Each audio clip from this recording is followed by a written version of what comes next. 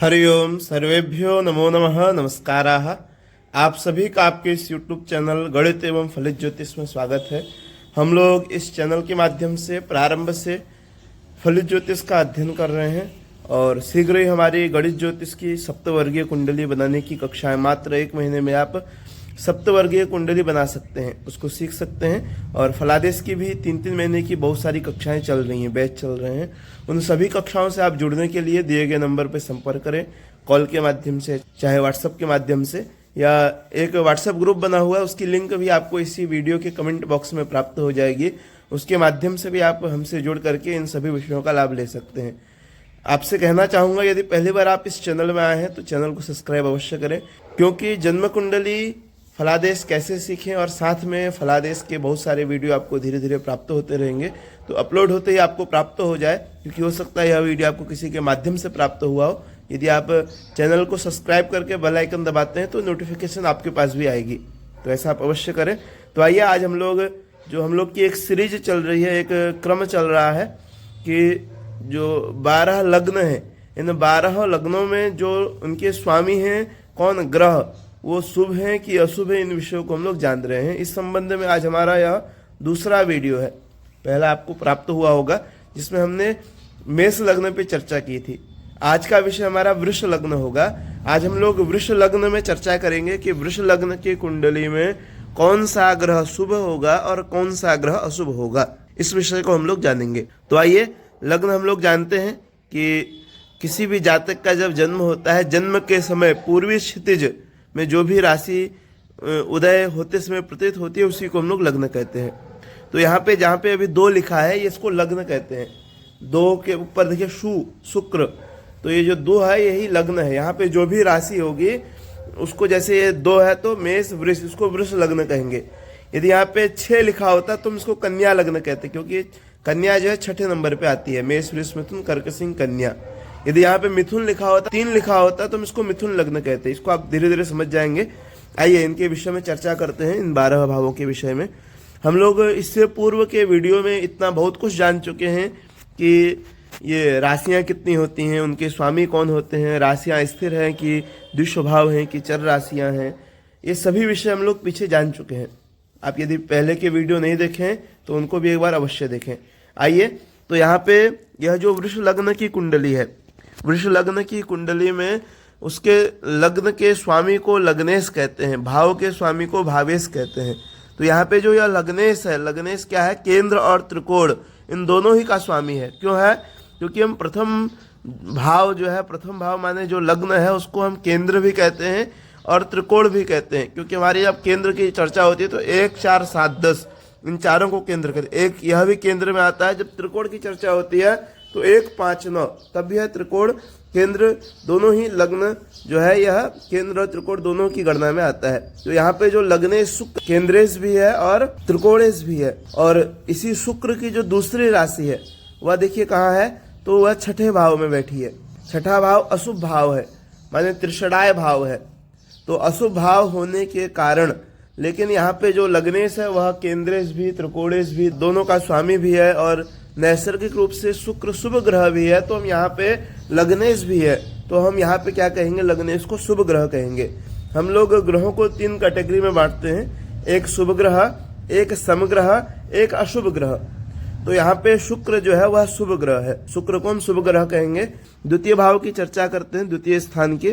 तो द्वितीय स्थान जो द्वितीय भाव है, इसमें मिथुन राशि है और यह जो द्वितीय स्थान है इसको मारक भाव भी कहते हैं। द्वितीय स्थान को मारक भाव भी कहते हैं और द्वितीय स्थान को धन भाव भी कहते हैं। द्वितीय स्थान का नाम धन भाव भी है, धन भी है। तो इसके स्वामी को धनेश कहेंगे और इसका स्वामी कौन है, बुध है। धनेश या मारकेश कहेंगे। कौन है स्वामी, तो मिथुन राशि का स्वामी जो है वह बुध है, तो इसका स्वामी कौन हो गया, बुध हो गया। और बुध की जो दूसरी राशि है वह कहाँ पर है, तो पंचम भाव में है। पंचम भाव को हम लोग त्रिकोण भाव कहते हैं, पंचम को त्रिकोण कहते हैं। और त्रिकोण भाव के स्वामी कभी भी अशुभ फल को नहीं देते, क्योंकि पंचम त्रिकोण के स्वामी योगकारी होते हैं। हम लोग पीछे योगकारी और पूर्ण योगकारी पढ़े हैं, तो बुध यहाँ पर योगकारी हो गए, तो हम बुध को शुभ ग्रह की श्रेणी में रखेंगे। बुध क्या है, यदि नैसर्गिक रूप से उनकी स्थिति शुभ ग्रह के साथ है तो शुभ फल को देंगे, अशुभ ग्रह के साथ है तो अशुभ ग्रह को देंगे। अब यहाँ पे जो धनेश है या द्वितीयेश कह सकते हैं या मार्केश कह सकते हैं, वह बुध है। और बुध यहाँ त्रिकोण भाव के स्वामी होने के कारण योगकारी हो गए, तो बुध यहाँ पे हम शुभ ग्रह की कैटेगरी में रखेंगे। यहाँ पे एक चीज और जानते हैं कि इनका संबंध कैसा है बुध और शुक्र का। बुध जो है शुक्र को अपना मित्र मानता है और शुक्र भी बुध को अपना मित्र मानता है। दोनों ही एक दूसरे को मित्र भी मानते हैं, दोनों एक दूसरे को मित्र भी मान रहे हैं। और बुध की दूसरी राशि त्रिकोण भाव में भी है और बुध शुभ ग्रह भी है एक प्रकार से, तो यहाँ पे हम बुध को शुभ ग्रह ही कहेंगे। देखिए हम लोग किस तरह से कितनी सरल विधि से इन भावों के विषय में जान रहे हैं, भाव के स्वामियों को और उनके जो विविध प्रकार के संबंध हैं उनको समझ रहे हैं। आप इसी तरह से धीरे धीरे इसको समझते चलें। हो सकता है आप प्रथम बार ज्योतिष सीख रहे हैं तो विषय थोड़ा कठिन होगा, वीडियो आपको थोड़ा कठिन लगेगा, समझ में नहीं आएगा। आप निश्चिंत रहें, बार बार प्रयास करें, आपको लाभ अवश्य ही प्राप्त होगा। आज देखें, फिर उसको एक बार कल रिवीजन करें। कोई भी बात एक बार में समझ में नहीं आती है। इन सब पे चर्चा हम लोग लाइव कक्षाओं में करेंगे। आइए आगे बढ़ते हैं। हम लोग तृतीय भाव की चर्चा करेंगे। तो तृतीय भाव में कर्क राशि है और इस भाव के जो स्वामी है वह चंद्रमा है। यह तीसरा स्थान है और तीसरा स्थान त्रिषडाय के अंतर्गत आता है, माने अशुभ स्थान है। और चंद्रमा कब शुभ होते हैं या कब अशुभ होते हैं यह विषय हम लोग पीछे जान चुके हैं। यहाँ पर तात्कालिक रूप से चंद्रमा अशुभ भाव के स्वामी है तथा चंद्रमा शुक्र को अपना मित्र नहीं मानते हैं, सम मानते हैं, और शुक्र चंद्रमा को अपना शत्रु मानता है। तो शत्रु और सम शत्रु हो गए। तो चंद्रमा लग्नेश के शत्रु एवं अशुभ भाव के स्वामी होने के कारण वृष लग्न की कुंडली में चंद्रमा को हम अशुभ ग्रह कहेंगे। क्यों अशुभ ग्रह कहेंगे? एक तो ये लग्नेश के शत्रु हैं और दूसरे अशुभ भाव के स्वामी हैं, माने तृतीय भाव अशुभ भाव है। इस कारण से हम चंद्रमा को क्या कहेंगे? अशुभ कहेंगे। चंद्रमा को अशुभ की श्रेणी में रख देंगे। आगे बढ़ते हैं। आइए चतुर्थ भाव की चर्चा करेंगे।